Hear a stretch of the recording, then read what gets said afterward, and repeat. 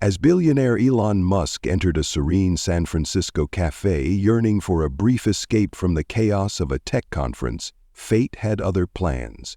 He was about to confront the shadows of his past. There, with trembling hands, was Ava Grace, 85, the woman who had once bandaged his scraped knees, read him bedtime stories, and nurtured his earliest dreams of rocket ships and innovation. Elon stands frozen, disbelief washing over him as he discovers his cherished childhood nanny still toiling away at 2 grueling jobs just to make ends meet. The harsh truth hits him like a thunderclap. He rose to unimaginable wealth, while she, the architect of his thoughts, languished in the shadows for years. A chance reunion ignites an extraordinary journey of redemption and revelation, leading to an ambitious plan that will alter their lives forever. What Elon fails to grasp is that beneath this seemingly straightforward tale of reconnection lurks a long-buried family secret. A revelation that shatters his beliefs, compelling him to confront the truth of his past and the pillars of his triumph. Elon Musk rubbed his weary eyes, slipping through the shadows of the San Francisco Convention Center's back door. The tech conference unfolded in a whirlwind of handshakes, flashing cameras, and relentless inquiries about Mars.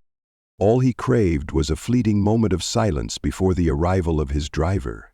"Only 15 minutes, he hissed to his security team. "I crave coffee." His bodyguard nodded, eyes sharp as he surveyed the street, then gestured toward a dim cafe lurking across the road. "That place appears desolate, sir." The cafe lay in silence, a perfect refuge for Elon. The air crackled with the intoxicating aroma of fresh coffee and pastries as he crossed the threshold. He demanded a black coffee and claimed a shadowy corner table, shunning the light of the windows. From this vantage point, he surveyed the whole cafe. In that moment, his gaze fell upon her.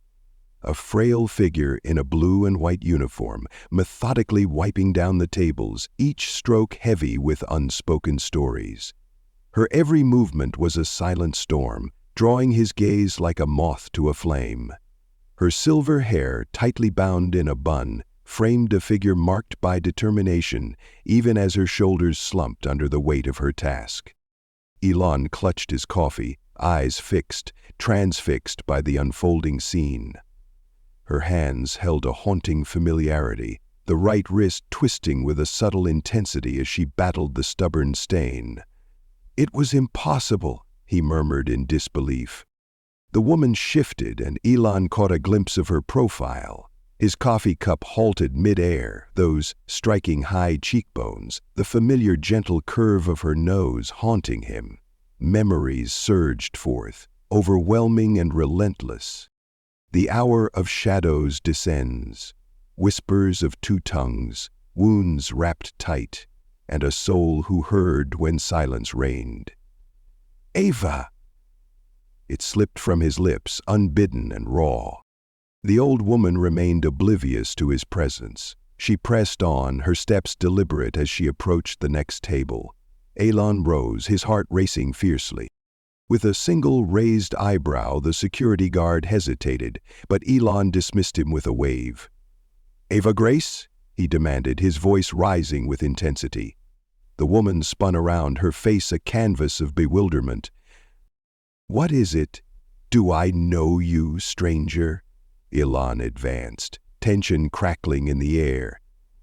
In the stark light, the deep lines around her eyes and mouth told a story of untold sorrow. Her hands, marked by time and hardened by toil, told a story of struggle. Yet those eyes, those deep brown eyes, remained unchanged. "It's me," he whispered, a weight in the silence. "Elon."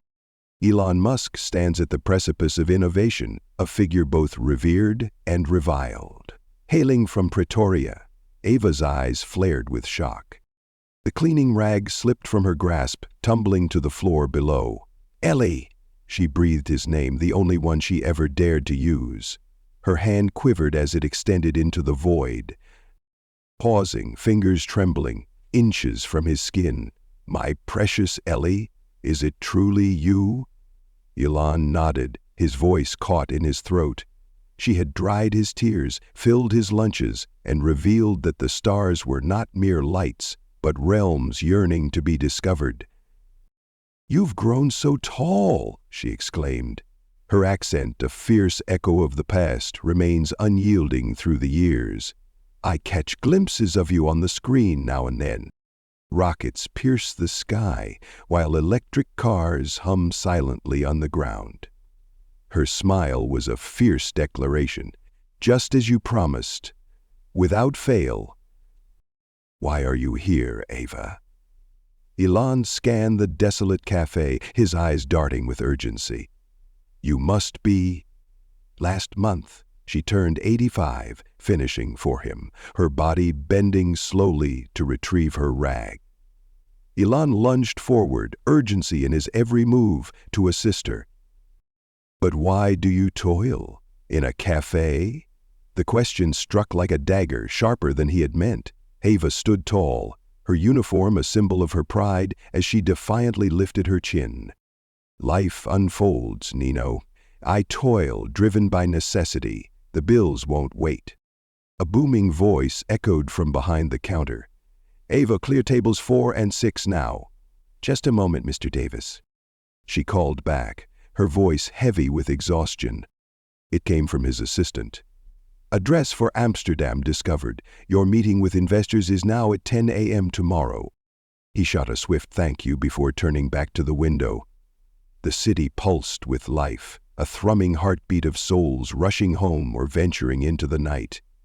Was Ava lost in a bus, swallowed by a sea of lights, destined to scrub floors while the world lay in slumber? A searing memory struck him, raw and agonizing. At just 10 years old, he raced home from school, heart pounding, eager to share the thrilling news of his science fair victory with Ava. He crashed through the front door, but she was gone, leaving only silence in her wake. "Where is Ava?" he had pleaded with his mother. "She had to go, darling." His mother's voice was strange, taut with tension. "When will she return?" "She will never return." Silence lingers. Silence reigns, vanished in an instant. For weeks he lingered by the window, convinced she would come back. At last his mother commanded him to cease. This is grown-up territory, Elon. Intricate dealings of adulthood. He had never grasped its meaning. In his youth, fleeting glimpses of her haunted him. On the street, in a store, always just out of reach. But eventually, like all fleeting moments of youth, Ava slipped away into the shadows of his mind. Until now. Elon's laptop erupted with the sound of an incoming email. The subject line blared. Preliminary info on M. elegans. He unleashed it with a click. Only the barest details lingered in the shadows. Ava Grace, 85 years old. 3 decades ago, I stepped onto American soil, a dilapidated apartment in the heart of Oakland's shadows. By day, a weary cafe worker, by night, a silent office cleaner, the grind never ends, clean slate, pennies to spare. Retirement fund? Gone. "How can this be?" Elon whispered darkly. A memory emerged, haunting and vivid. Ava guiding him in the art of crafting paper airplanes, not merely simple but intricate designs that could soar across the whole garden. "Always remember the air, Nino," she had warned. The air, unseen, yet undeniably present. What lies hidden often wields the greatest power. In a pivotal moment, she guided him as he crafted his first model rocket, fine-tuning the fins with precision. "Balance," she had declared. "Without balance, the mightiest rocket will plummet." Elon was jolted by the sudden realization that he still uttered that very phrase to his SpaceX engineers. The phone rang, shattering the silence. It was the private investigator lurking in the shadows. "Mr. Musk, I uncovered something intriguing." Ms. Grace served the elite, weaving through the lives of the affluent, each household a chapter in her tale. Before her arrival in the U.S., she served your family in South Africa from 1979 to 1985. "Yes, I know that part." Elon snapped, his frustration palpable. Her departure was anything but ordinary. No evidence exists of her resignation or formal dismissal. She vanishes from your family's history. 3 weeks later, she stands before the U.S. Embassy seeking a visa. Urgent crisis. Visa. Elon scowled. What emergency lurks in the shadows? How peculiar. The document merely states, family emergency, yet I uncover no trace of any familial turmoil. Her sister thrived in California, vibrant and full of life. All safe. No tragedies. She deceived to obtain the visa? Elon questioned, bewildered. Or did someone aid her in securing it, swiftly and silently? The investigator declared, I will unearth the truth. After the call ended, Elon collapsed onto the bed, eyes fixed on the ceiling. What could compel Ava to seek an emergency visa? Why vanish without a word, without a farewell? His mother had always evaded the truth about Ava's departure. Now he questioned whether the tale held deeper secrets beyond the tangled web of adult affairs. He shut his eyes once more, and this time a different memory surged forth. The final glimpse of Ava was the night before she vanished into thin air. He lay in bed, teetering on the edge of sleep, when the sharp clash of raised voices erupted from downstairs. His father, seething with rage as always. But the other voice was Ava's, not soft and gentle as usual, but fierce and protective. You dare not speak to him like that, she declared.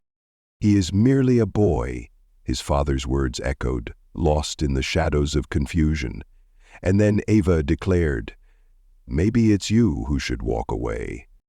By dawn, she had vanished. Elon jolted upright, the memory piercing and vivid. Was Ava dismissed for taking a stand? To his father? To protect him? And if that was true, what other shadows from his childhood had he misinterpreted? He seized his phone once more, dialing his mother in Canada. Mom, he breathed, his voice heavy with urgency, I must inquire about Ava. The long silence that ensued spoke volumes. A story lay hidden within, one he was just starting to reveal. Mom, Elon said again, his voice tense on the line. Are you still with me? I'm here, she finally replied, her voice laced with tension. Why now? After all this time you dare to bring up Ava? I just saw her today in San Francisco. A sudden gasp pierced the silence on the line. How can that be? She toils away at a cafe. At 85, she scrubs tables and sweeps the floors, defying time itself. The silence fell again, suffocating and thick. Mom, what went down back then? What drove her to depart? Elon, the hour is dark and late. Can we discuss this later? No, he declared with conviction. I must know now, his mother breathed, a tremor in her voice. Some things must remain buried in the shadows of yesterday. Elon declared, this cannot be, not her. I'll call you tomorrow, his mother declared. Then silence fell. Elon glared at his phone, a storm brewing within him. Years have passed, yet his mother clings to her secrets, a fortress of silence. But whose? And why? In 1995, as Elon forged the path of his first company, Ava found herself immersed in the quiet struggles of caring for an elderly woman in Sacramento. She rose with the dawn, the clock striking 5, and frequently stretched into the depths of midnight. She lay on a fold-out couch in the living room, her Sundays a fleeting escape, should the woman's daughter arrive for a visit. As Elon cashed in on PayPal, raking in millions, Ava faced a heart-wrenching truth. Her sister, Teresa, was battling cancer. She relocated to Oakland, sacrificing her nights at a cleaning service to ensure Teresa made it to her treatments by day. As SpaceX grappled with its first rocket launch, Ava stood at her sister's grave, teetering on the brink of eviction from their tiny shared apartment. The rent surged, leaving her unable to bear the weight alone.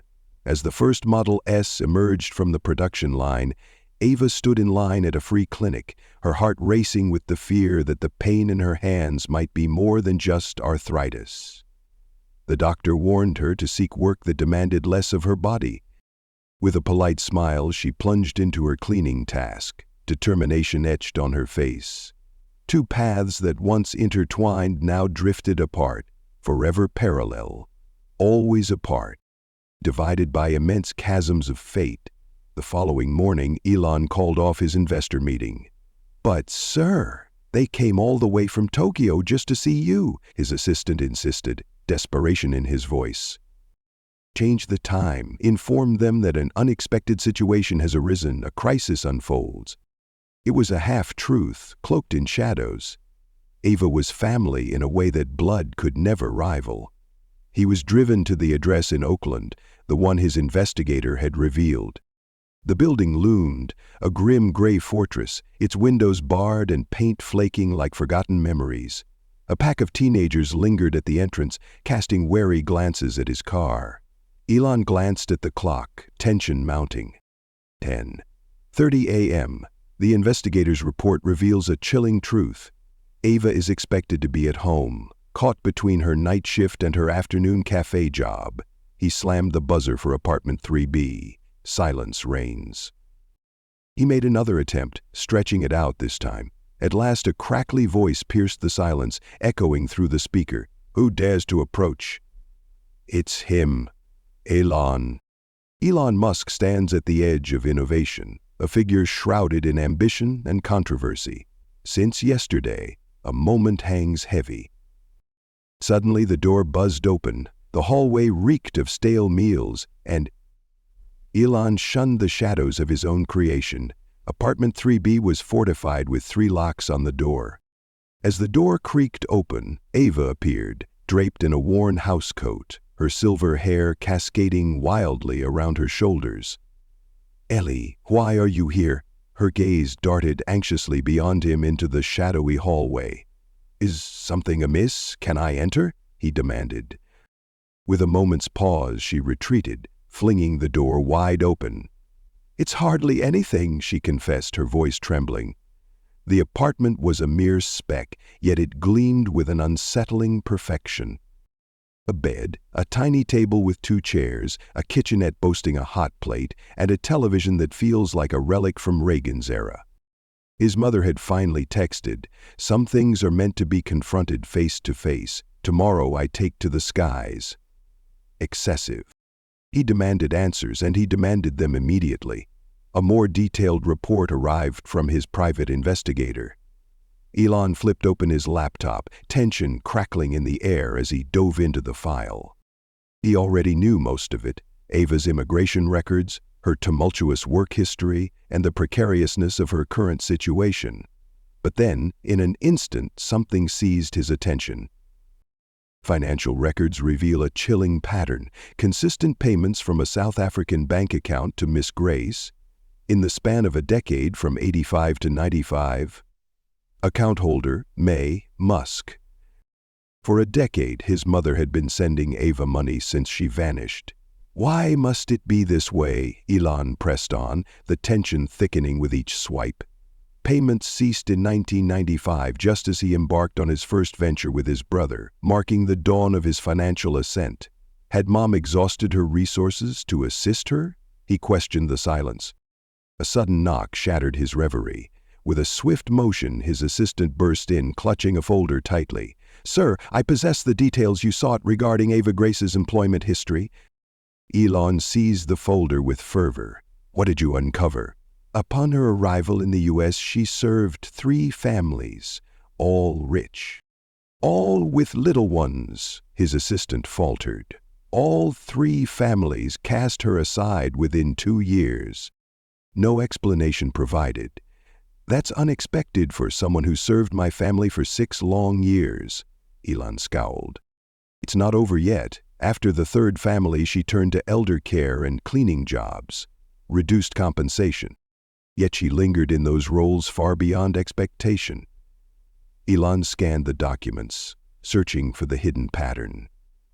What could drive a skilled, devoted nanny to face sudden dismissals? Why settle for lesser jobs afterward? The phone shattered the silence. The caller ID flashed with his investigator's number. "Mr. Musk, you must see this at once. It's going out now." In an instant, Elon's email erupted with a new message. He unleashed the attachment. A document from 1985 now captured in a scan. A letter, stark and imposing, bore his father's business letterhead. His hands trembled as he read. A letter arrived at the U.S. Embassy in South Africa, a lifeline for Ava's urgent visa plea. It declared that her services were dismissed by the Musk family, warning of dire repercussions should she stay in South Africa. A chilling ultimatum cloaked in polished words. What on earth? Elon breathed a secret. The investigator's voice pierced through the phone. "It's not over yet. I found the daughter of the family Ava served in Sacramento." She recalls Ava vividly, asserting that her mother handpicked her for the role. "She arrived with your mother's seal of approval." "My mother?" "Absolutely. Your mother, it seems, played a pivotal role in helping numerous families secure Ava's services throughout the years, forever echoing the same dire warning. Ava could be forced to flee at a moment's notice, if your father ever found out." As she worked, Elon sensed the ground shifting beneath him, a precarious balance on the edge of chaos. Everything felt wrong. "Dig deeper," he commanded the investigator. "I must uncover it all." After the call ended, Elon stormed the room, grappling with the fragments of this enigma. Ava was driven from South Africa by her father's hand. For years, his mother had been her silent ally, hidden in the shadows, and everyone had kept this secret from him. But why must it be so? 1 hour later, the phone shattered the silence once more. This time it was a number that sent a chill down his spine. "Mr. Musk, it's Gerald Winters. I served as your father's attorney in Pretoria, a decade marked by tension and resolve, from 1980 to 1989. Elon sank into the chair, the weight of the moment heavy upon him. "Where did you find this number?" "The investigator reached out to me. He claimed you were investigating Ava Grace's exit." "Years have passed since my retirement, yet here I am, compelled to speak with you face to face." "I'm listening," Elon said, his voice strained. "You must grasp the context," Winters declared, a weight in his voice. "Your father held great significance in Pretoria. He had a legacy to uphold, ties to defend." The attorney sighed, urging, "Just get to the point. Ms. Grace, your nanny turned into a source of trouble. She disrupted your father's vision for your upbringing. She ignited passions he vehemently opposed. She defied his commands. She cared, deeply, fiercely, unforgettably." Elon stated, his voice devoid of emotion. "Perhaps. But everything changed when she saw the confrontation between you and your father. A matter of discipline, I suspect." Elon's mind ignited with memories. His father's furious roar pierced the silence, a searing ache as he cowered in his room. "She issued a chilling threat to expose him for child abuse," Winters pressed on. "In those days, your father's influence would have buried that report without a trace. Yet she was causing a stir, standing her ground fiercely." Elon shut his eyes, the final pieces snapping into alignment. He had her sent away. Not quite. She was to depart the country willingly, armed with a letter of recommendation for what lay ahead. Your father chose not to press charges against her for the supposed theft. "Robbery?" Elon's eyes flew open, utterly absurd. Ava was innocent, never a thief. "She would never," Winters conceded. Yet it was a damning accusation, one that would shatter her chances of ever working in South Africa again. "Your father wielded persuasion like a weapon when provoked." What of my mother? Where was she amidst the chaos? A silence hung heavily in the air. "Your mother struck the deal that ensured Miss Grace's safe departure. She demanded control over the recommendation letters, ensuring her path to the visa was clear. Why was I left in the dark? Once you were just a child, Mr. Musk, so what now? In time, some secrets become unstoppable forces. The more time passes, the more elusive the truth becomes. Elon ended the call, his world collapsing into silence. For all those years, he believed Ava had just vanished. In truth, she was cast aside for daring to shield him. With a sharp knock, his assistant burst in, clutching yet another folder. "Sir, I possess Miss Grace's latest medical records." Elon grasped the folder, his expression vacant. "Where did you find these?" "You really don't want to know, sir." Elon tore open the folder, his eyes scanning the contents with intensity. What he witnessed twisted his insides. Uncontrolled blood pressure. Years of toil have led to the onset of early-stage COPD. Armed with cleaning chemicals. Excruciating arthritis ravages both hands and knees. Cataracts emerge in her right eye. Every condition can be treated. If only she could afford the treatment. He slammed the folder shut. "Get me on the next flight to New York, now. Ensure my mother has a hotel room upon her arrival tomorrow. Nowhere to be found. In another realm." "Absolutely." "Why New York, sir?" "I must confront my brother, face to face." As his assistant busied themselves with the arrangements, Elon fixed his gaze on the San Francisco skyline, lost in thought. The pieces fell into place, revealing a grotesque image. His father had cast out the only one who had ever shielded him in his youth. Ava's escape was a gift from his mother, yet the truth remained shrouded in darkness. Ava had endured her torment in silence for years, a quiet storm brewing within. "Pride holds me back from reaching out. Maybe too terrified to awaken what lies buried." Amidst it all, he rose to become one of the wealthiest men on the planet. The irony cut deep. His core principles, stark and unyielding, his relentless pursuit of resolution, challenges loom. His fierce resolve to defy the norm. Nurtured by Ava, it thrived. Her influence forged him into the innovator he would become. All this time, she fought for her very existence. Observing his triumph from the shadows, his phone vibrated ominously, a message from his investigator flashing on the screen. Discovered another truth. Ava has a grandniece now. She is called Lucia. In the throes of youth, seemingly genius, admitted to MIT's engineering program, yet the cost kept them away. Elon was consumed by a fierce resolve. The past was unchangeable, a haunting shadow he could never escape. Yet he held the power to alter destiny, for Ava and her alone. Blood ties. Yet he craved the complete truth, no matter the cost. He had to face his mother, and it would change everything. His assistant returned, breathless, to confirm the travel arrangements. "Elon has chosen once more. I must possess that cafe where Ava toils, and the cleaning company as well." His assistant gasped, eyes wide with shock. Yet in an instant they regained composure. "At once, sir." "Is there a reason behind this?" Elon's face turned to stone. "No one should toil until 85, bound by necessity, not someone who shaped my very essence."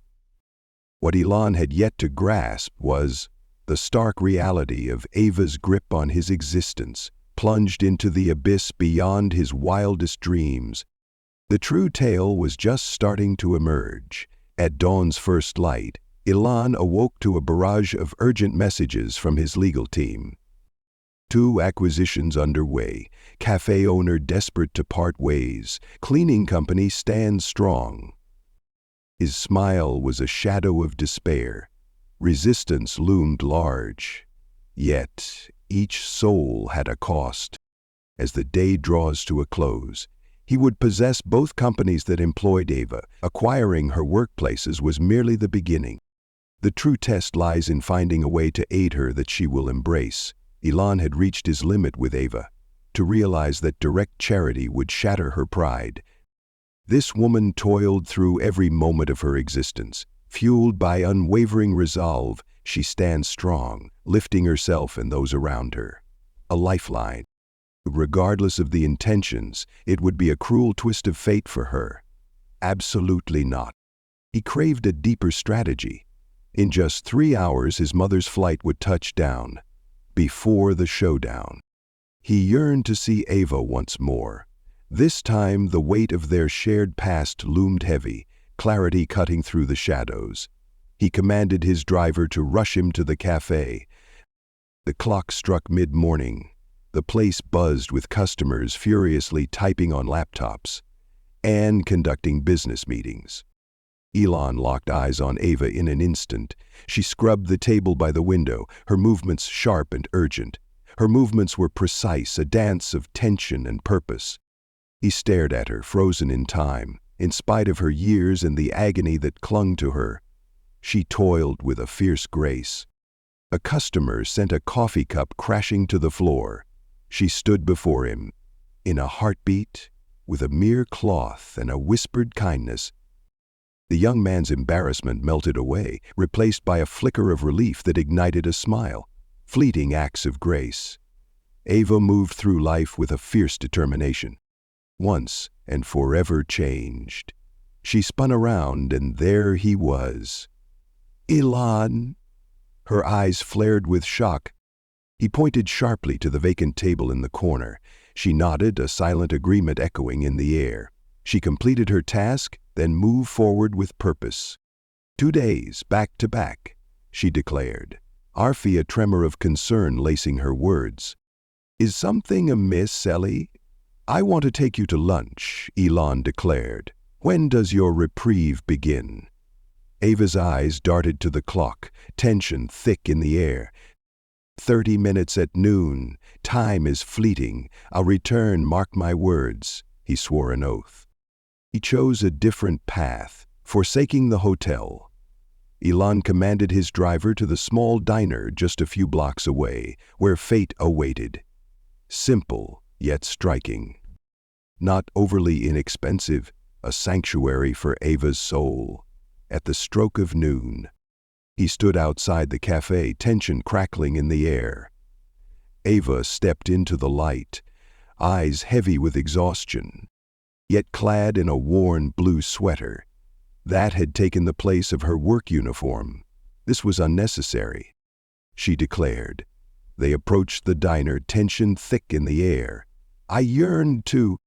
Elon responded with a single word. They slipped into a booth, shadows cloaking their presence. Ava's gaze pierced the menu, her eyes locked on the prices with intense scrutiny. At last, a bowl of soup chosen. Is that truly all you desire? Elon inquired. It's over, she declared with conviction. Elon commanded a bowl of soup for himself, too. Even in his lack of hunger, a storm brewed within. Share the story of your existence, he declared, once the waitress vanished. Once you departed South Africa. Ava lingered, uncertainty etched on her face. Then a voice emerged, trembling with intensity. She revealed her journey to America, to protect her sister Teresa, who battled multiple sclerosis. Concerning the families she served in those formative years, how each job had come to a sudden, shocking halt. She left it unspoken. And then you turned to elder care, Elon commanded. Indeed. It was easier. For a fleeting moment their eyes locked, then averted their gaze. No children are part of this. Elon grasped the silent urgency. Without children, there were no haunting echoes of his presence. Nothing to show. That could be cut off in an instant. Teresa's life was extinguished 12 years ago. Ava pressed on, undeterred. Devastation. In the aftermath. Only I remained, alone in the world. A shadow swept across her face. I remained unwed. My labor. It was my life. The soup has arrived, scorching and fierce.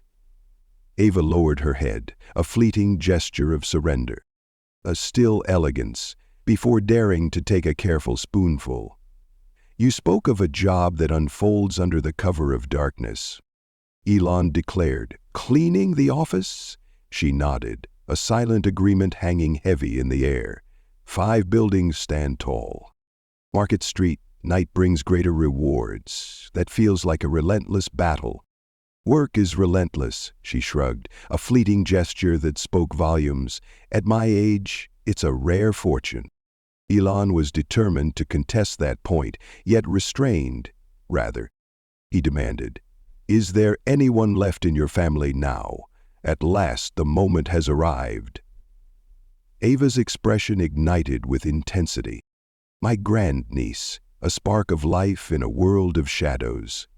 Lucia. Teresa's legacy lives on through her granddaughter. Ellie is a genius, just as you were. Reveal her story.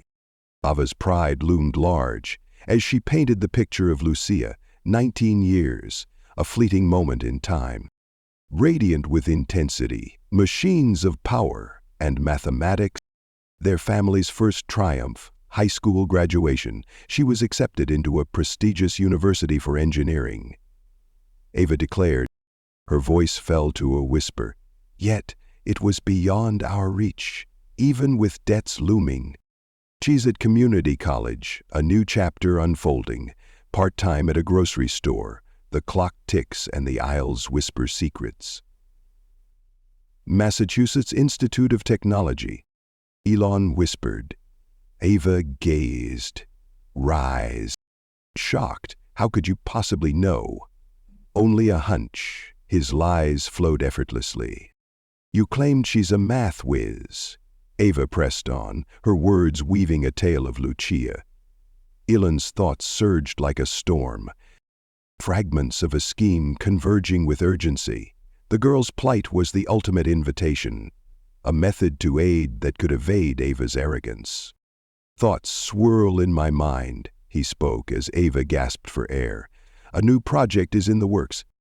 A crucial moment awaits. Another rocket launches into the unknown, she inquired, her curiosity palpable. Absolutely not. A stark departure, a bold venture in learning. This was not a complete deception. Education had always captivated him, yet the project he was on the brink of unveiling, not born into being. Not until he made his move, a handful of calls just after lunch. I'm launching a program for the children of my employees. He pressed on, exceptional childcare that truly educates, more than mere babysitting. Ava's head dipped in silent approval. Here's the truth, Elon observed her intently. I require a seasoned expert to shape the curriculum's fate, a master of cultivating the minds of the young. That sounds incredible, Ava declared, still failing to grasp his intent. I need your help, Ava, in the role of a consultant. She stood still, paralyzed. Spoon poised, a heartbeat away from her lips. Me? Yet I am no teacher, no degrees to my name. What you possess is far more precious. Encounter. Wisdom forged in the fires of reality. Exploring the depths of a child's mind and the fierce journey of their learning. He leaned in, tension crackling in the air. You forged my thoughts in the fires of youth. I want others to grasp that same profound insight. Ava dropped her spoon, her expression twisted, caught between shock and doubt. What does this job truly entail, guiding our educational team? Revealing your truths, crafting experiences that ignite imagination, and the struggle to find solutions. Elon was in the moment, crafting his fate, yet with every word, the idea crystallized with clarity. It will be part-time, generously compensated, far less grueling than your current struggle. Her eyes darkened with suspicion. Why must it be me? After all this time? I have never forgotten your lessons. Elon spoke with stark honesty, confronting challenges from a new angle, onward against all odds. Those lessons forged my success. Ava remained silent, the weight of the moment hanging heavily in the air. Then, in hushed silence, "This feels like a mere act of pity, Ellie." "It can't be," he declared. "It's ruthless. Your skills are essential. I need you. At this point in my life, with age comes the weight of wisdom. That's it. We need that. Ava scrutinized him intently. Her expression clashed with a fierce intensity, pride battling against practicality. I must reflect. Concerning it. Indeed, Elon declared, concealing his despair. Take your time, but remember every moment counts. As the last spoonful vanished, they whispered of fleeting joys, haunting echoes of South Africa, tales of Elon's offspring. Ava's tiny garden of fiery chili peppers clings to life on her apartment windowsill. Her break was slipping away too soon, too fast. I must return, she declared, emerging from the shadows of the booth. I will guide you. Outside the cafe, Ava faced him, tension crackling in the air. Grateful for the lunch, Ellie, and for the deal. I'll consider it, I swear it. He stood frozen as she disappeared through the door, her shoulders held high, defying the weight of time. His initial effort faced fierce opposition, just as he anticipated. Yet a seed was sown. In the confines of his car, Elon dialed 3 numbers, each ring echoing with tension. The first was to the gates of MIT's admissions office.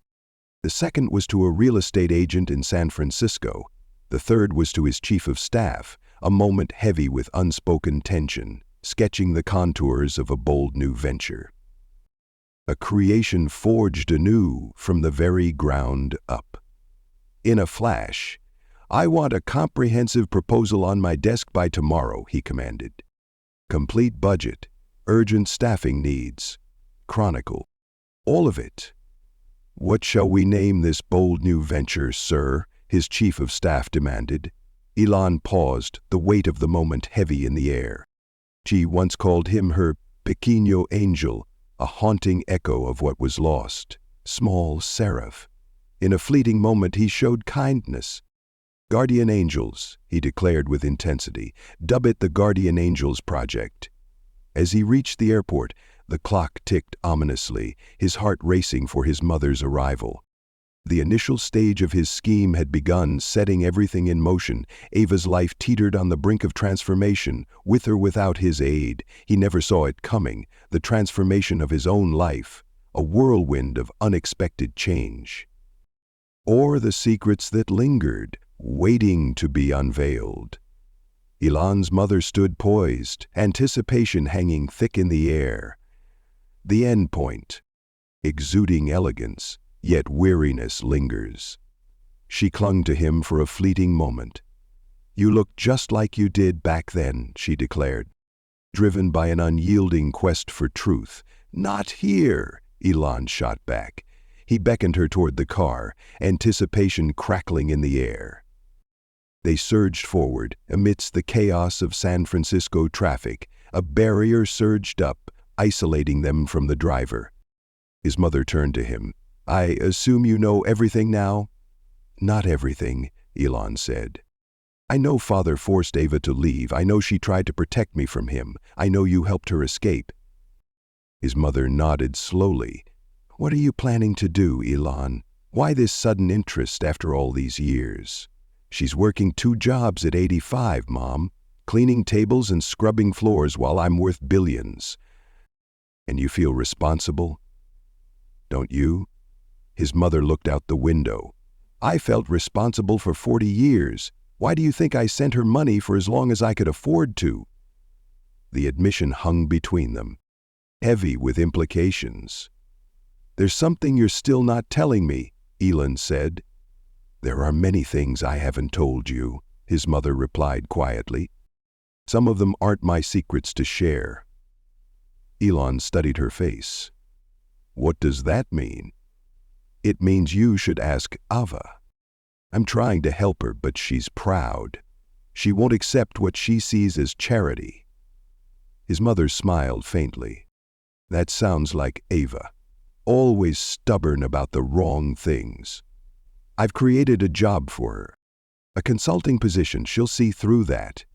Then what would you suggest, Elon asked, frustration edging his voice. His mother thought for a moment.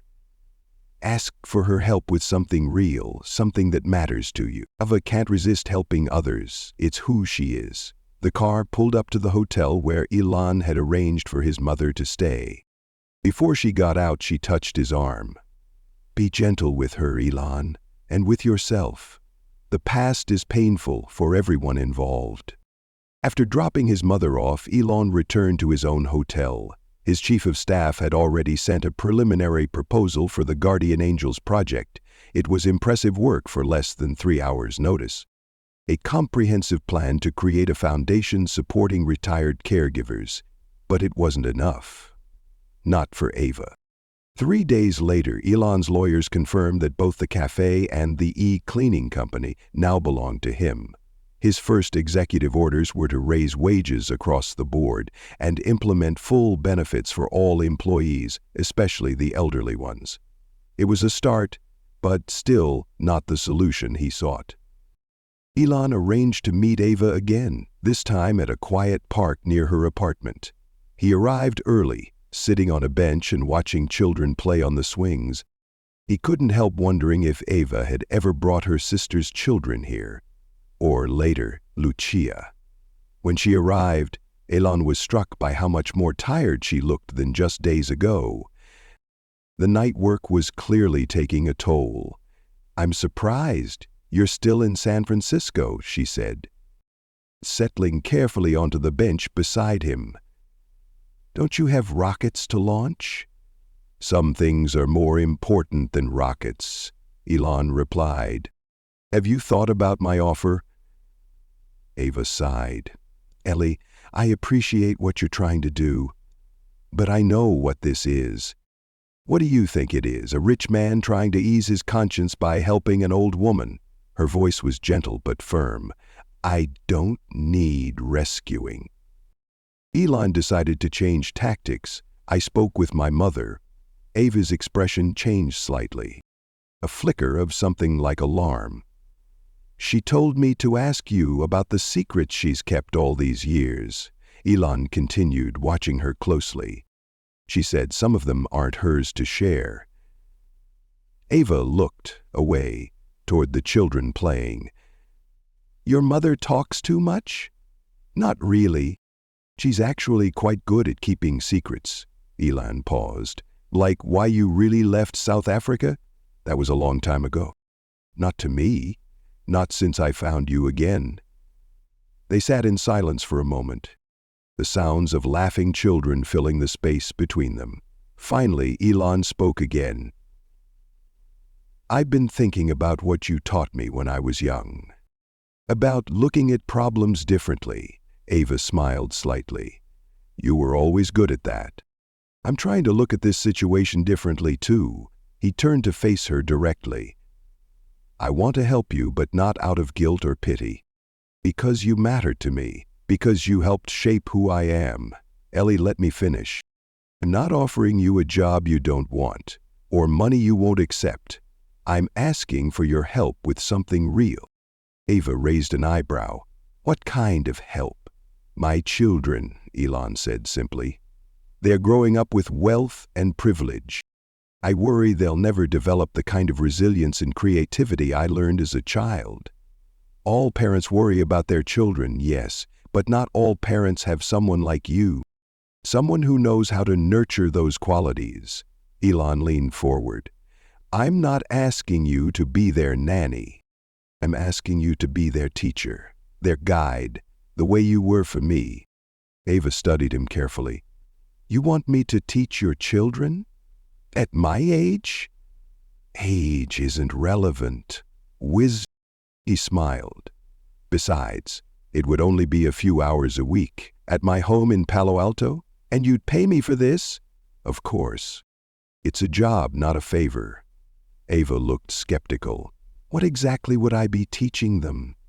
The same things you taught me. How to think creatively, how to persist when things get hard, how to see problems as opportunities. For the first time since they'd reunited, Elon saw a genuine spark of interest in Ava's eyes. I would need to meet them first, she said slowly, to see if we're a good match. Absolutely. Elon felt a surge of hope. And there's something else. What? I'd like to meet Lucia. Ava's expression changed to surprise. My grandniece? Why? Because she sounds like someone my companies might want to invest in. You said she's brilliant with computers and math.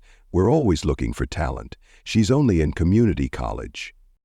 Some of the best engineers I know never finished college, Elon countered. What matters is ability and drive. If she has half your determination, she's already ahead of most candidates. Ava fell silent, considering his words. Elon could almost see her mind working, weighing her pride against the opportunities for Lucia. You're a very persistent man, she said finally. I had a good teacher. A small smile tugged at the corner of her mouth. I will think about the children, and I will ask Lucia if she wants to meet you. It wasn't a yes, but it wasn't a no either. For now, that was enough. As they sat together on the bench, watching the children play, Elon felt a strange sense of peace. The path ahead wasn't clear yet, but it was opening. What neither of them realized was that this simple conversation in Pichipaha was setting in motion events that would uncover the last and greatest secret of all, one that had been kept from Elon his entire life. 2 days passed without word from Ava.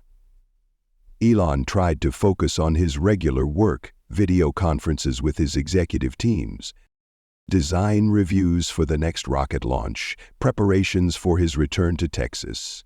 But his mind kept drifting back to the elderly woman in Oakland. His mother had extended her stay in San Francisco but remained frustratingly vague about the past. Some stories aren't mine to tell, she repeated whenever he pressed for details. On the third day, Elon's phone rang with an unfamiliar number. Mr. Musk, this is Lucia Grace. Elon sat up straighter. Lucia, thank you for calling. My great-aunt says you want to meet me. The young woman's voice was direct, with a hint of skepticism that reminded him of Ava. That's right. I understand you're interested in engineering. I am, but I don't understand why Elon Musk wants to meet me. Elon smiled at her forthrightness. Your great-aunt was important to me when I was young. She's spoken highly of your abilities. I'm always looking for talent. There was a pause on the line. She's not going to take your job offer? The statement caught Elon by surprise. She told you about that? We don't have secrets, Lucia said simply. She raised me after my grandmother died. She says it feels like charity. It's not charity, it's with respect, Mr. Musk.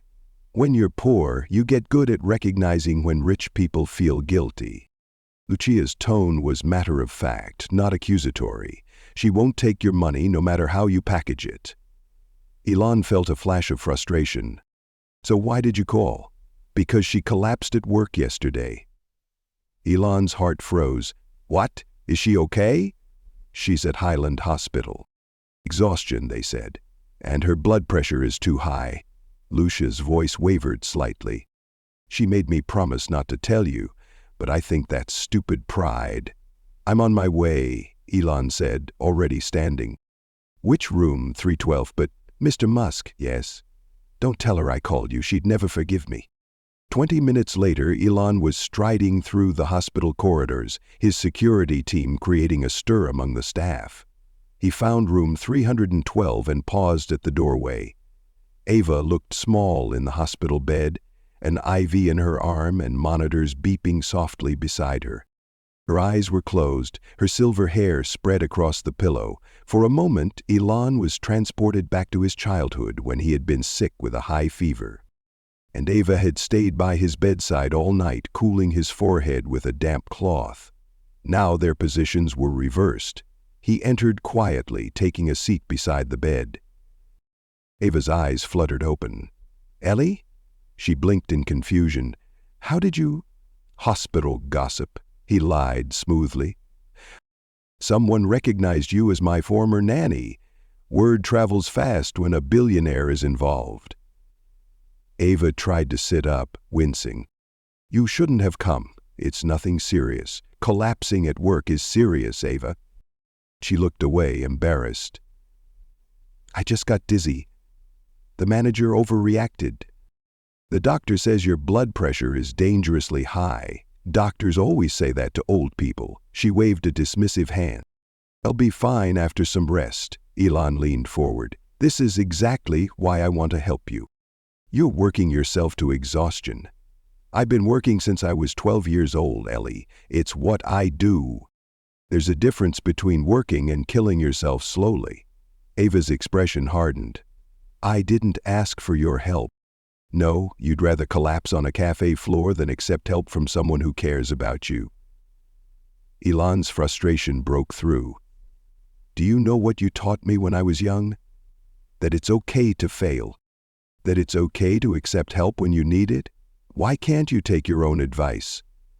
Ava looked stunned at his outburst.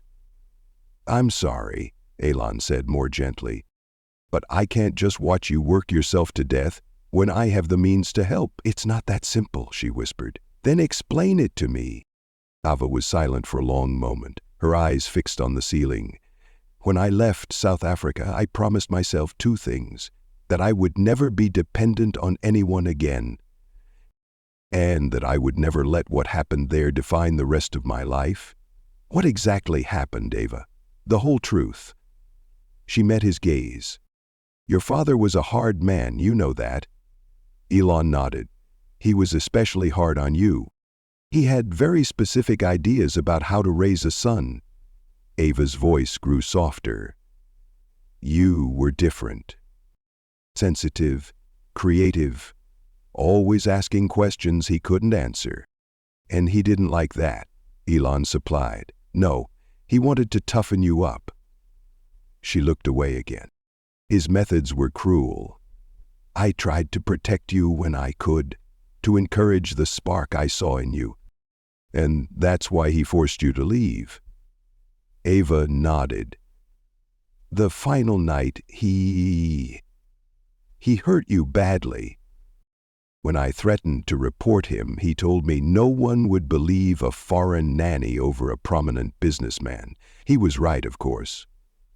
So my mother helped you escape. Yes, she arranged everything. The visa, a place to stay in California with my sister. Ava's eyes filled with tears. Leaving you is the hardest thing I've ever done. I still dream about it. A little boy waiting for a goodbye that never came. Elon reached for her hand. It felt small and fragile in his. You did what you had to do. No, she said firmly.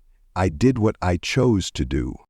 That's the difference. Even when everything was decided for me, I still made a choice to survive, to work, to build a life here. Understanding dawned on Elon. And that's why you won't accept my help. Because it feels like losing that choice.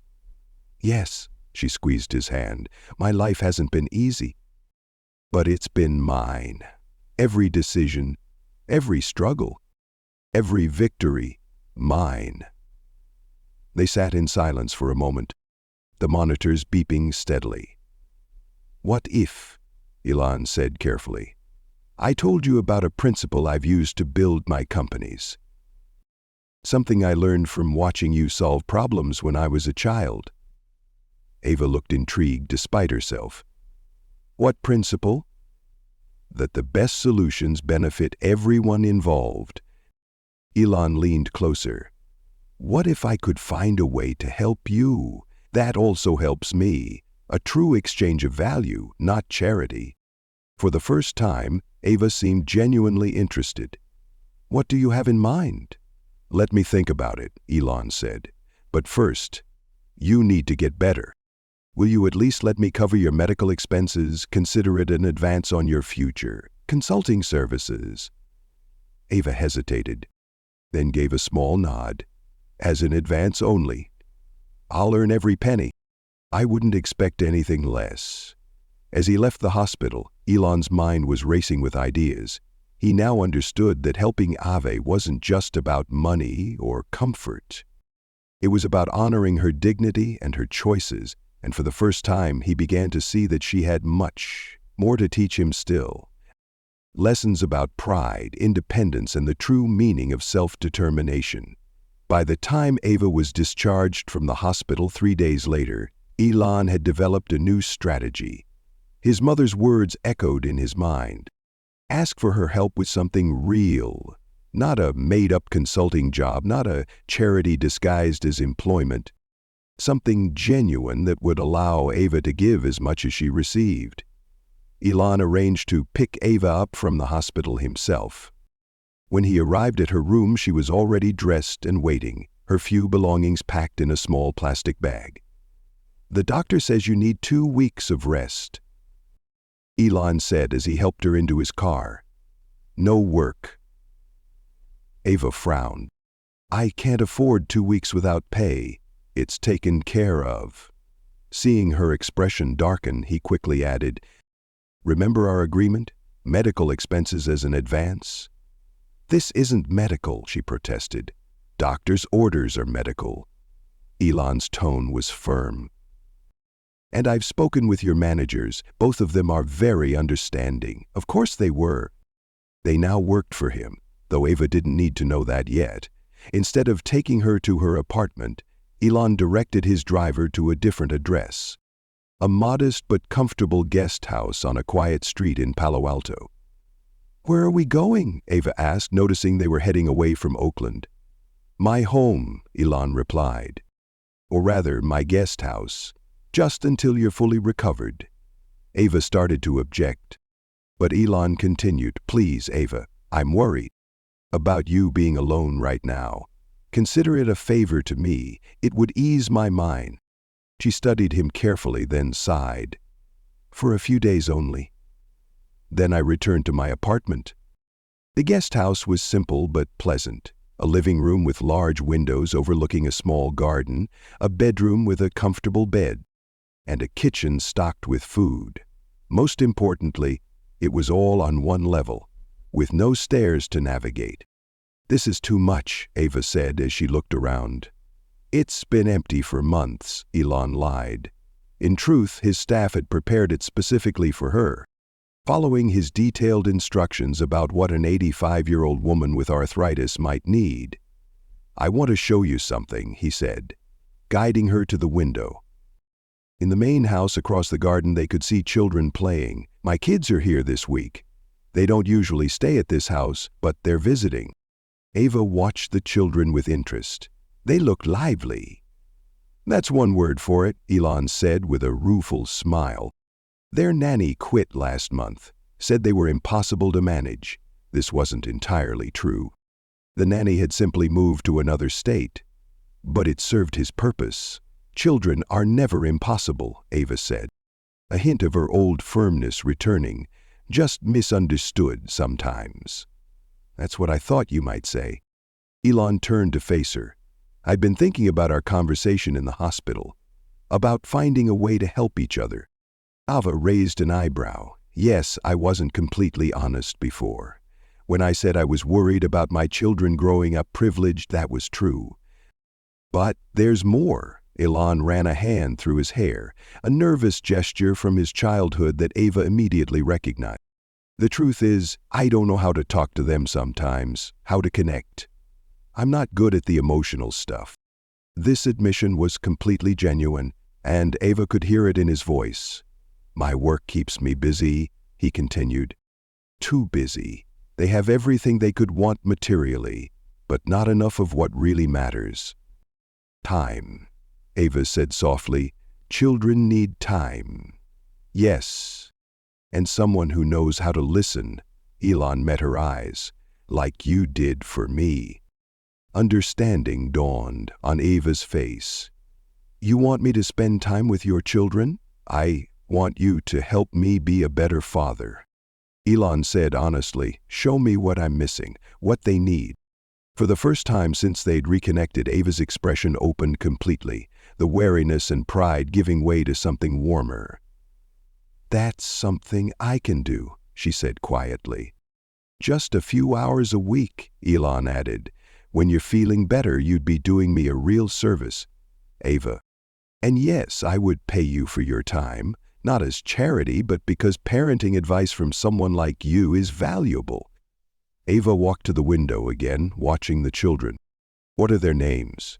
Xavier and Griffin are the twins. They're 16, Kai Saxon and Damien are younger. And there's X. He's just a toddler. Elon joined her at the window. They're good kids, but they live in bubbles of privilege. I want them to learn the things you taught me: resourcefulness, empathy, seeing problems as opportunities. Children learn by watching, Ava said. Show them these qualities in yourself, and they will follow. That's exactly the kind of insight I need, Elon said eagerly. Will you help us, Ava? Not as an employee, but as a teacher, a mentor, to them and to me. Ava was quiet for a long moment, considering. I will meet them first, she finally said, to see if we understand each other. Of course. Elon tried to contain his excitement. When you're feeling stronger. Tomorrow, Ava decided. Children shouldn't wait. The next day, Elon brought his younger children to the guest house for lunch. He had coached them briefly, explaining that Ava was a special friend who had known him when he was their age. The meeting started awkwardly. The children were shy. Ava formal, but then the youngest, X, spilled his juice, and Ava handled it with such gentle efficiency. No scolding, just quick action and a little joke about gravity experiments. The tension broke. By the end of the meal, Saxon was showing her his science project, and Damien had asked if she knew any good stories.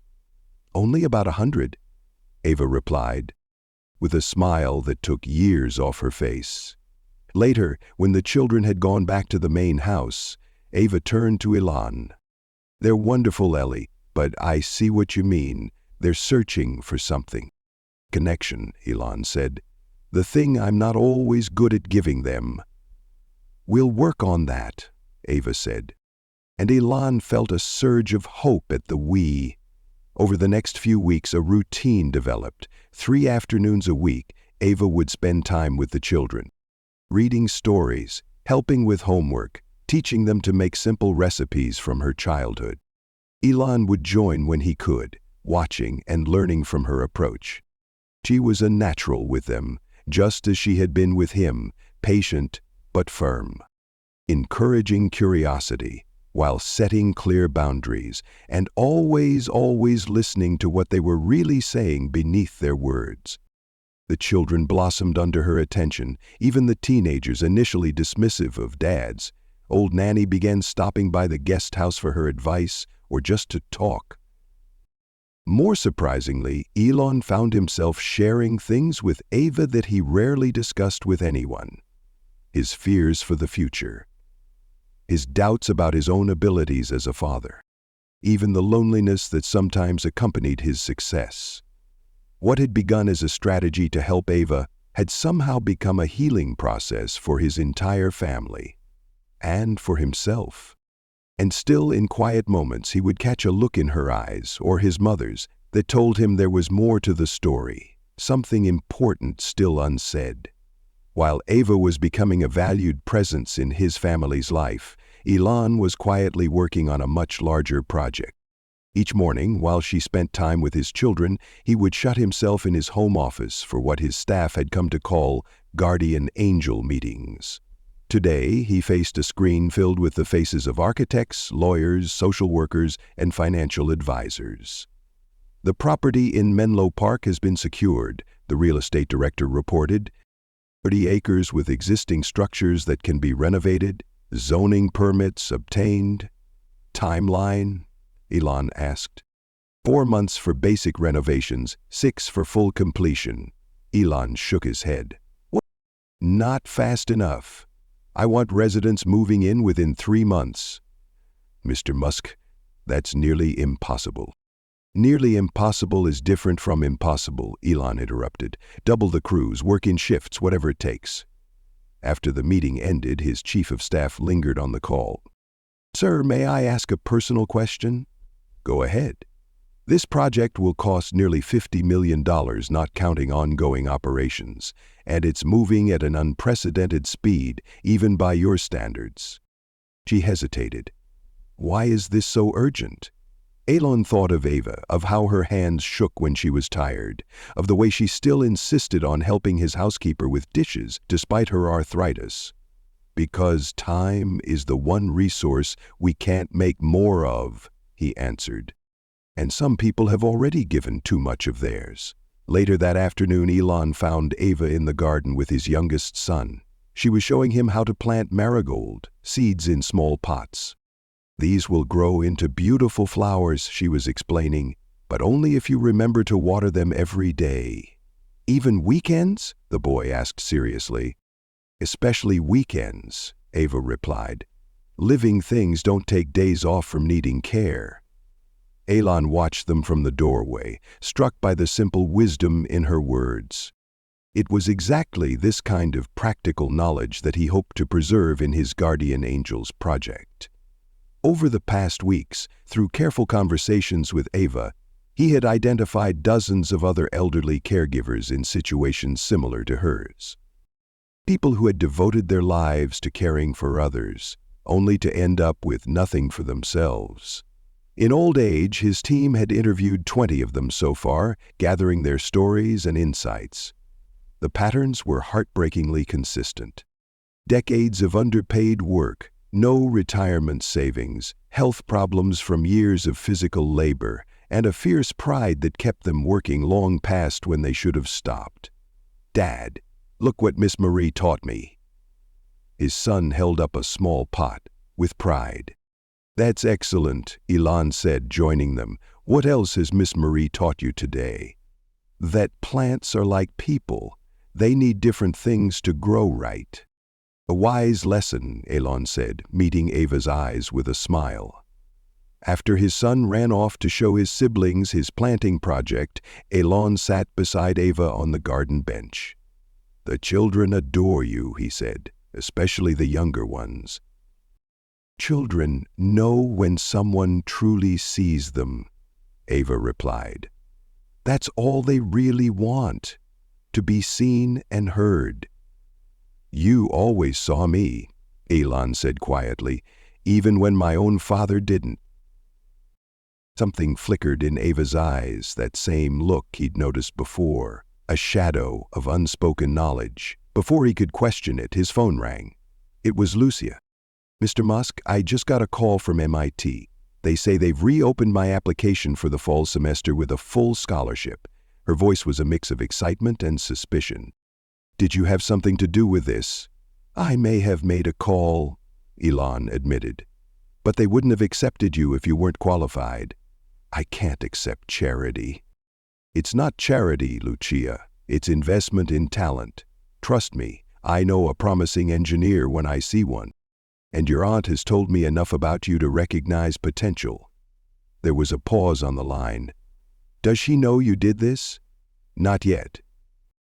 "She'll be proud, but uncomfortable," Lucia predicted. "Just so you know." "I'm counting on the proud part outweighing the uncomfortable," Elon said. "Will you accept the scholarship?" Another pause. "Yes, it's what I've always wanted." "Good. And one more thing. I'd like to offer you a paid internship at SpaceX next summer. Again, not charity. We need smart people." After the call ended, Elon turned to find Ava watching him with narrowed eyes. "What did you do?" she asked. "Nothing bad," he assured her, "but Lucia should be the one to tell you." Ava didn't push, but her expression said she knew he was up to something. That evening, Lucia called her great-aunt. Elon could hear Ava's excited exclamations from the guest house. Later, she found him in his office. "You helped Lucia get into MIT," she said without preamble. "I made a phone call. Her grades and test scores did the rest." Ava's eyes were bright with unshed tears. "Do you know what this means to her? To our family? No one has ever had such an opportunity." "She deserves it," Elon said simply. "And the internship, too." Ava shook her head in wonder. "When you were a boy, you told me you would build rocket ships someday. I believed you then. Now my Lucia will help build them, too." She stepped forward and took his hands in her weathered ones. "Thank you, Ellie.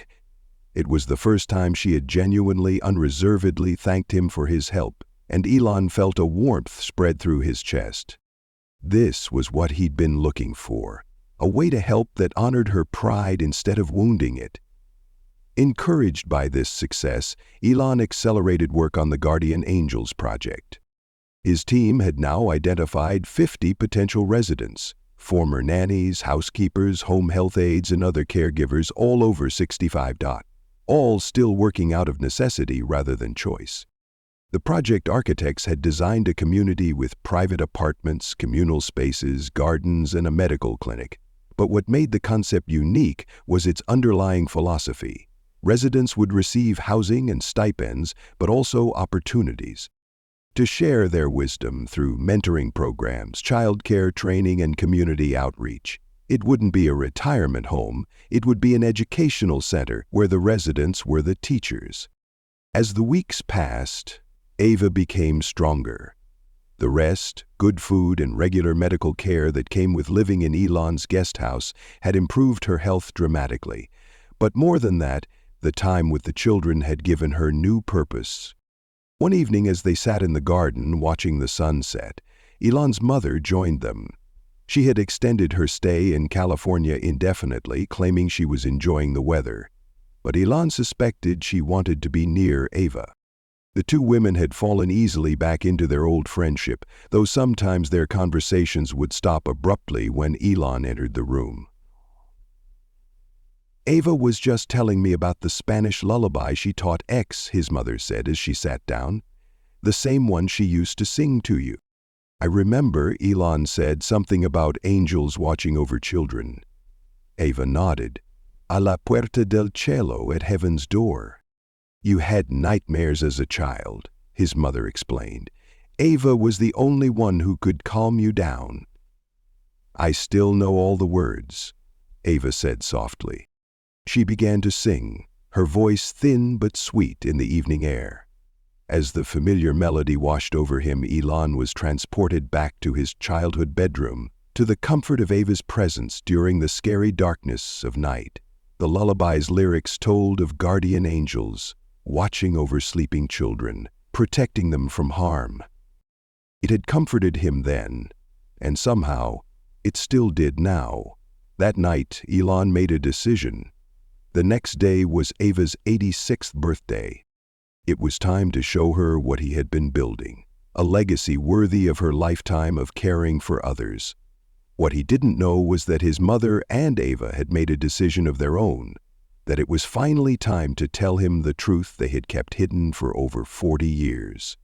Ava's birthday morning began with a surprise breakfast prepared by Elon's children. They had decorated the guest house with colorful paper flowers and hand-drawn cards. Even the teenagers had participated, with Xavier baking a cake under the housekeeper's supervision. 86 years young, Damien announced as they brought in the cake with candles blazing. Ava's eyes shimmered with emotion as the children sang to her, first in English, then in Spanish, a song they had secretly practiced with Ellen's mother. "Blow out the candles, Miss Mary," urged little X. "And make a wish," added Saxon. Ava took a deep breath and extinguished all the candles in one blow. The children cheered. "What did you wish for?" Kai asked. "If she tells, it won't come true," Xavier reminded his brother. Ava smiled. "Some wishes are meant to be shared. I wished for all of you to grow up with kind hearts and brave minds." "That's not a real wish," Damien protested. "It has to be something for yourself." "When you're my age," Ava told him gently, "the best wishes are for others." Elon watched from the doorway, moved by the scene. In just a few weeks, Ava had become an essential part of his children's lives, and his own. Today, he would show her just how much her influence mattered. After breakfast, Elon approached Ava with a small box wrapped in silver paper. "Happy birthday," he said, handing it to her. She opened it carefully, preserving the wrapping paper in a way that spoke of a lifetime of frugality. Inside was a vintage silver locket on a delicate chain. "It's beautiful," she whispered. "Open it," Elon encouraged. Inside was a tiny photograph of a young Elon, perhaps 6 years old, grinning, with 2 front teeth missing. Ava's hand flew to her mouth. "I had this picture," she said in wonder, "in South Africa. I kept it in my Bible. But when I left, my mother found it in your room after you were gone," Elon explained. "She saved it all these years." Ava touched the photo gently, then closed the locket. "Thank you, Ellie. I will treasure this." "There's more," Elon said. "I'd like to take you somewhere special today." Her eyebrows rose. "Where?" "It's a surprise. A short drive from here." An hour later, they were in Elon's car, Ava in the front, passenger seat, Elon driving and his mother in the back. Elon had insisted on driving himself today without his usual security detail. "Are you sure this is a good idea?" Ava asked as they turned onto the highway. "Billionaires don't usually drive themselves around." "Today is special," Elon replied, "and where we're going, I want privacy." His mother caught his eye in the rearview mirror with a questioning look. She knew nothing about his secret project. He had kept it from both of them. They drove for 30 minutes, leaving Palo Alto behind and heading toward Menlo Park. Finally, Elon turned onto a tree-lined drive that wound through what had once been a corporate campus. "What is this place?" his mother asked. "You'll see," Elon said, unable to keep the excitement from his voice. As they rounded the final curve, a large sign came into view, "Guardian Angels Village." Beneath it, in smaller letters, "Where wisdom finds a home." Ava leaned forward. "Guardian Angels?" Elon parked in front of what had once been the main building of the campus, now transformed with fresh paint, large windows, and a welcoming entrance with gardens on either side. Several people in business attire stood waiting near the doors. "Ellie, what is this?" Ava asked again as he helped her from the car. "Something I've been working on," he replied. "Something inspired by you." The waiting group approached. Elon's chief of staff stepped forward. "Miss Grace, welcome to Guardian Angels Village. We're honored to have you here for our opening day." Ava looked bewildered as they were led inside. The interior had been completely renovated. Bright, open spaces with comfortable furniture, artwork on the walls, and large windows overlooking gardens and courtyards. "This was originally going to be a new Tesla research facility," Elon explained as they walked, "but I found a better use for it."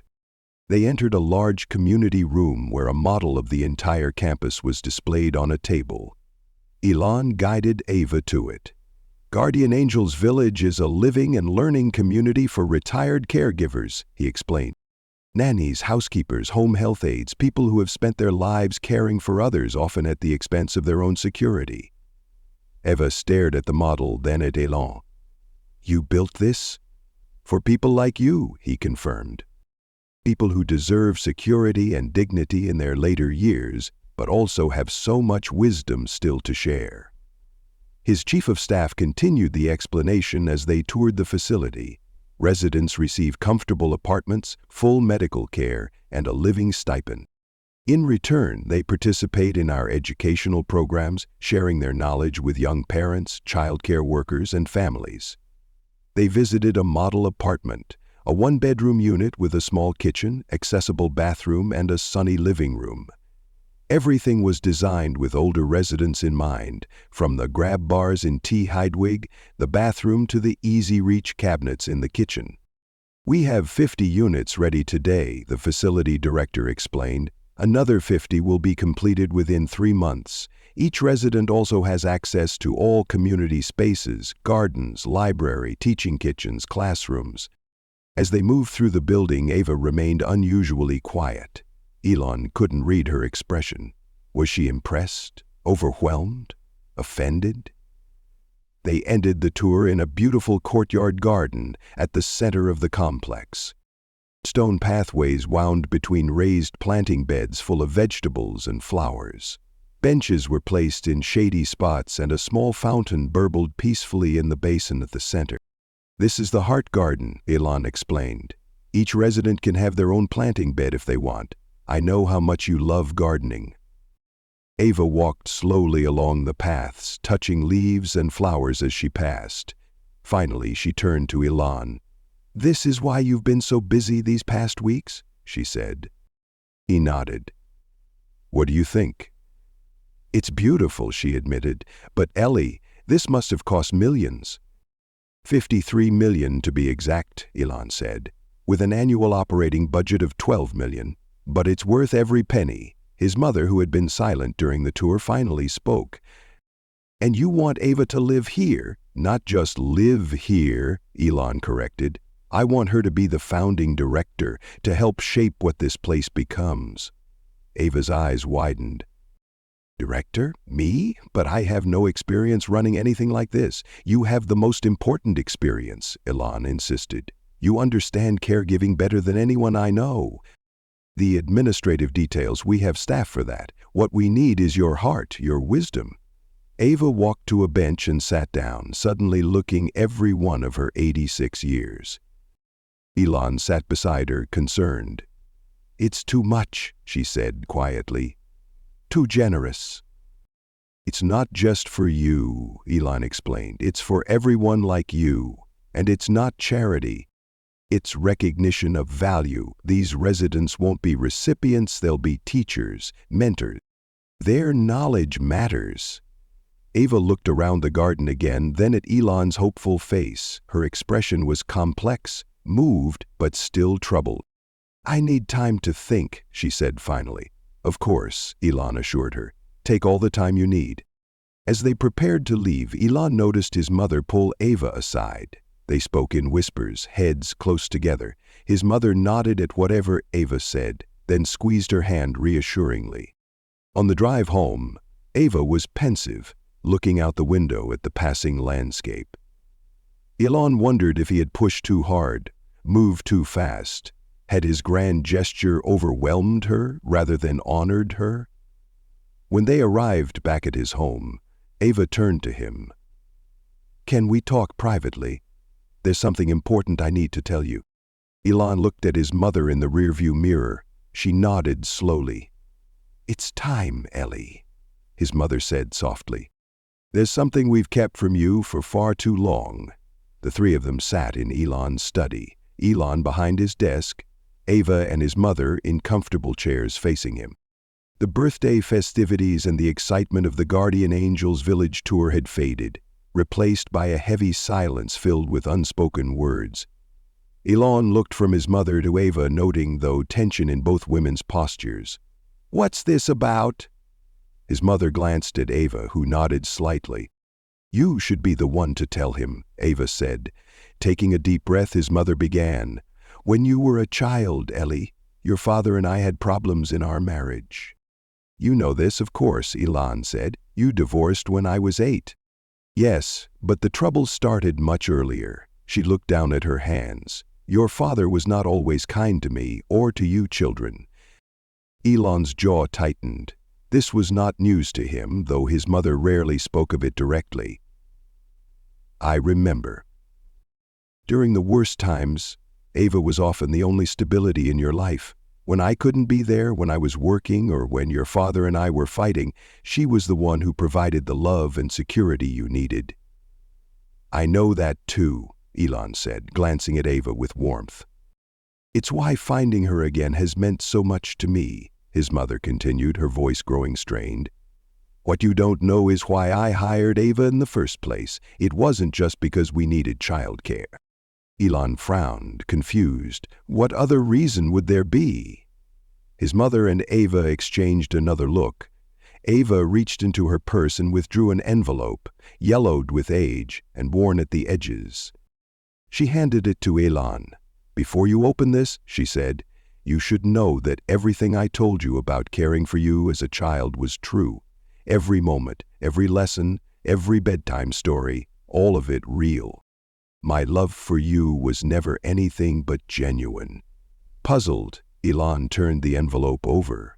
It was addressed to Signora Ava Grace in his mother's handwriting, postmarked Pretoria, 1979, just before Ava had come to work for his family. He looked up at them questioningly. "Read it," his mother urged softly. Elon carefully extracted the letter, fragile with age, and unfolded it. February 12, 1979. Dear Senora Grace, I am writing to you based on the highest recommendation from my cousin in Barcelona, who speaks so warmly of your care for her children during your years with her family. My situation is complicated and delicate. I have 3 young children, with my eldest son Elon being particularly special and sensitive. He is extraordinarily bright but struggling in his current environment. His father does not understand him and is often harsh in his treatment. I am seeking more than just a nanny. I need someone who can provide stability and nurturing when I cannot be there. Someone who will appreciate my son's unique mind and protect his spirit from those who might try to break it, including, I regret to say, his own father. There is something else you should know, something I have not even told my children. Before I married my current husband, I was briefly married to another man when I was very young. That marriage ended, but it gave me my firstborn child. Elon, my current husband, has legally adopted him, but he has never fully accepted Elon as his own. I fear this is at the root of the difficulties between them. Elon does not know this truth, and I ask that you keep this confidence. I believe it would only confuse and hurt him at this tender age. I am offering you a position in our household in Pretoria with generous compensation and comfortable living arrangements.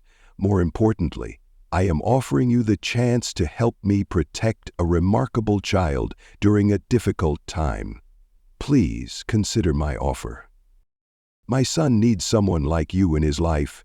With hope and gratitude, May Muscalan read the letter twice, his hands trembling slightly. Then he looked up, his eyes moving. Between his mother and Ava. James isn't my biological father. His mother shook her head.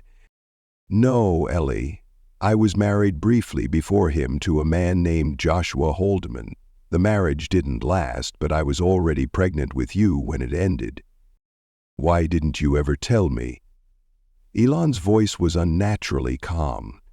At first, you were too young to understand. Then, after James adopted you legally, it seemed unnecessarily complicated to explain.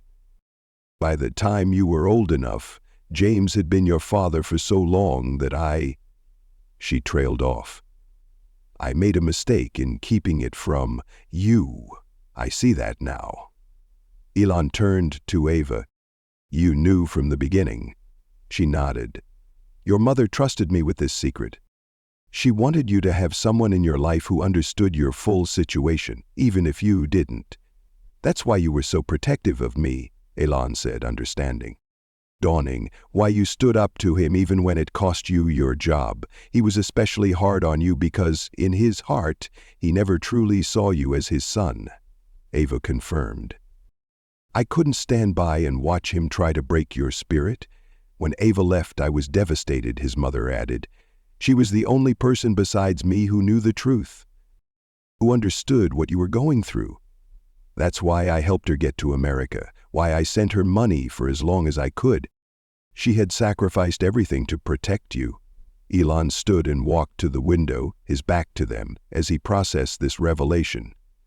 All these years, he had believed James was his biological father, a man he had complex feelings toward, whose approval he had both sought and rejected. In a way, this explains a lot. He said finally, still looking out the window, why I always felt different, why he treated me differently than my siblings. You were different, Ava said gently, but not because of who your father was, because of who you were. A child with an extraordinary mind and sensitive heart. Elon turned back to them. Who was he? Joshua Haldeman. What do you know about him? His mother sighed. He was brilliant, creative, adventurous. He had big dreams and the courage to pursue them. In those ways, you are very much his son. Is he still alive? No, darling, he died many years ago, before you were even in school. Elon absorbed this, his expression unreadable. Then he looked at Ava. When I found you again, why didn't you tell me then?" "It wasn't my truth to tell," she replied simply. "I promised your mother all those years ago. But when you showed me the guardian angel's village today," she glanced at his mother, who nodded encouragingly, "we decided it was time you knew everything." "There's something else you should know, Elon," his mother said. "Something I'm not proud of." He waited silently. "When I could no longer afford to help Ava financially, around the time you started your first company, I asked her not to contact you. I was afraid the truth would come out if you reconnected with her. I was still protecting a secret that should never have been kept in the first place." Elon's jaw tightened. So even when she was struggling, working multiple jobs in her 70s and 80s, she stayed away because of a promise to you? "Yes," his mother admitted, her voice small. "She is a woman of her word." Elon returned to his desk and picked up the letter again, running his fingers over the faded ink. His whole life he had defined himself partly in opposition to a man he now discovered wasn't his biological father. It was a lot to process. "I understand if you're angry," his mother said. "You have every right to be." Elon was quiet for a long moment. Then, surprisingly, he smiled slightly. "Actually, it's a relief in some ways. I always wondered why I was so different from him, from James. Now I know." He turned to Ava. "You were more of a parent to me than he ever was. You saw me clearly when he couldn't or wouldn't. I always believed in you," Ava said softly. From the first day, Elon sat down at his desk and opened a drawer. He removed a file folder and placed it on the desk. "There's something I need to tell you both as well," he said. "Something my investigator discovered that I haven't mentioned yet." He opened the folder and removed a newspaper clipping, sliding it across the desk to Ava. It was from an Educational Foundation newsletter dated 3 years earlier. A small article highlighted donors who had contributed to a scholarship fund for disadvantaged students. Near the bottom, in a list of names, was Ava Grace, $200. "You donated to my foundation," Elon said, 3 years ago, when the article mentioned I was the primary benefactor. "You gave $200 when you probably didn't have even that to spare." Ava looked embarrassed. "It wasn't much." "It was everything," Elon corrected her. "Proportionally, it might be the largest donation I've ever received." "I saw your name in the newspaper," Ava explained. "The foundation was helping children who couldn't afford school. It seemed like something you would care about." "You contributed to my work even when you had almost nothing," Elon said, his voice thick with emotion, "even when you thought we would never meet again." "I was proud of you," she said simply. "I wanted to be part of what you were building, even in a small way." Elon looked at the 2 women who had shaped his life in such profound ways. His mother, who had made difficult choices to protect him, and Ava, who had sacrificed her own security to stand up for him. Both had kept secrets, but both had acted out of love. "I think I understand now," he said quietly, "why the guardian angel's village matters so much to me. It's not just about helping people like you, Ava.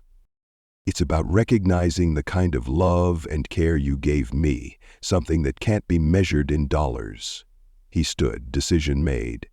"I still want you to be part of the project, in whatever capacity feels right to you, not out of obligation, but because your wisdom and heart are exactly what it needs." Ava smiled, tears in her eyes. "I would be honored, Ellie, truly." As the 3 of them sat together, the weight of decades of secrets finally lifted. There would be more to discuss, more to understand, but the truth, however complicated, had finally been spoken. What none of them realized yet was that Ava had one more secret to share, the most remarkable one of all. 1 year later, Guardian Angel's village was thriving. What had begun as Elon's personal project had grown into something far more significant, a model being replicated in 3 other states with international expansion planned for the following year. The original 50 residents had become a tight-knit community, each contributing their unique wisdom to the program. Some taught cooking classes for young parents, others offered childcare training, and a few even consulted with tech companies on designing products for older adults. At the center of it all was Ava, who had embraced her role as founding director with unexpected vigor. At 87, she had found a new purpose that energized rather than exhausted her. The modest apartment Elon had initially designed for her had been modified at her insistence. "If I'm going to live here," she had told him, "I want a place big enough for Lucia to stay when she visits from MIT." Today, Elon was visiting the village for their one-year celebration. His children had insisted on coming too, even the teenagers who had developed a genuine affection for the residents. After the official ceremony, with speeches and a ribbon cutting for the new medical center, Elon found himself in Ava's apartment for a quieter gathering. His mother was there, along with Lucia, home from her freshman year at MIT and buzzing with stories about her robotics project. "Your daughter is brilliant," Elon proudly. She had taken to calling Lucia her daughter rather than grandniece, and the young woman didn't seem to mind. "Like mother, like daughter," Elon replied with a smile. As the afternoon went on, his younger children grew restless. "Why don't you go explore the garden?" Ava suggested. "Just be careful of Mr. Garcia's tomato plants. He's very protective of them." After they left, accompanied by Lucia, Ava turned to Elon. "There's something I've been meaning to show you. I've been waiting for the right moment." She went to her bedroom and returned with a small wooden box, its surface smooth from years of handling. She placed it on the coffee table between them. "What's this?" Elon asked. "Something I've kept for 40 years, Ava replied. "Through every move, every hardship, even when I had to sell my wedding ring to pay rent, I never considered parting with this." She opened the box carefully. Inside, Elon could see what looked like papers and small objects. Ava removed a bundle of yellowed pages held together with a faded ribbon. "Do you recognize these?" she asked, handing them to him. Elon unfolded the first page and stared in amazement. It was a childish drawing of a rocket ship, labeled in a 6-year-old's handwriting. "Ellie's Spaceship to Mars." He flipped through the pages. More drawings, crude blueprints, lists of inventions, even early attempts at computer code written in pencil on lined paper. "I saved everything. Every drawing, every idea you shared with me. When I left South Africa, these were the only personal items I took, besides clothes and my Bible." Elon looked up, deeply moved. "You kept all of these? All these years?" "Of course," she said, as if it were the most natural thing in the world. "I knew they would be important someday. Just like I knew you would be important." "How?" Elon asked. "How could you possibly have known?" Ava exchanged a glance with his mother, who nodded encouragingly. "There's something else I never told." "You," Ava said. "Something about the night before I left South Africa." Elon waited, sensing this was the final piece of the puzzle. "Your mother came to my room very late. She was afraid. Afraid of what your father might do. Afraid for your future, without me there to buffer his harshness." Ava's voice grew softer. "She asked me to make a promise." "What kind of promise?" Elon asked. "She asked me to always look out for the special light in you, even from afar. To keep faith in your potential when others might try to diminish it." Elon turned to his mother. "Is this true?" She nodded, tears in her eyes. "I was desperate. I knew you would be lost without Ava, but I couldn't stop her from leaving. It was an impossible request, asking someone to guard a child from thousands of miles away, but I promised anyway," Ava continued. "And I kept that promise. I followed your progress through any newspaper article I could find. I saved every mention of your name. Every photograph." She reached into the box again and pulled out a stack of carefully preserved newspaper clippings, articles about PayPal, SpaceX, Tesla, each one showing Elon's rising trajectory. When I couldn't afford newspapers, I would go to the library. The librarians thought I was strange. This old woman always asking for articles about Elon Musk. She smiled at the memory. I told them you were my son. It was easier than explaining the truth. Elon stared at the collection of clippings, stunned by the depth of her dedication. You've been watching over me all this time. From afar, yes, Ava confirmed. I couldn't be there in person, but I carried you in my heart. Every success you had felt like a victory for both of us. That's why you donated to my foundation, Elon realized. It wasn't just about helping the students. It was my way of still being part of your life. She admitted, silly perhaps, but it mattered to me. His mother wiped away tears. I never imagined she would take my desperate request so literally, so faithfully. When you told me you'd found her working in that cafe, I couldn't believe it. Elon carefully gathered the drawings and clippings, placing them back in the box. Then he took Ava's hands in his. I always thought the gift in this story was what I could give you: security, comfort, recognition of your worth, he said. But I was wrong. Oh, Ava raised an eyebrow. The true gift was what you gave me. Unwavering belief when I needed it most. Even when I didn't know you were there, you were keeping faith with that little boy who drew spaceships. Elon looked around at the home Ava had made within the community. He had built at 87. She had finally found the security and purpose she deserved.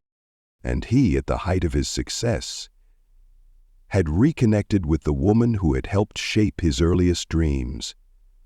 Through Ava, he had discovered not just his true origins, but also the power of quiet, persistent faith, the kind that follows a child's potential across decades and continents, never doubting that the drawings of rockets would someday become real. Space travel, electric cars, solar energy, Elon said softly. I'm still just building the things I drew in your kitchen all those years ago. I know, Ava smiled. That's why I saved them, to remind you where it all began. As his children burst back into the apartment, faces flushed from playing in the garden, Elon realized that the true miracle wasn't what he had done for his former nanny. It was what she had done for him all along. If this story touched your heart, don't forget to hit that like button and subscribe. We'd love to know where you're listening from, so drop your location in the comments below for another inspiring story that will move you just as much. Click the video appearing on your screen right now. Your support helps us continue sharing these emotional, true stories that remind us of the power of compassion and human connection.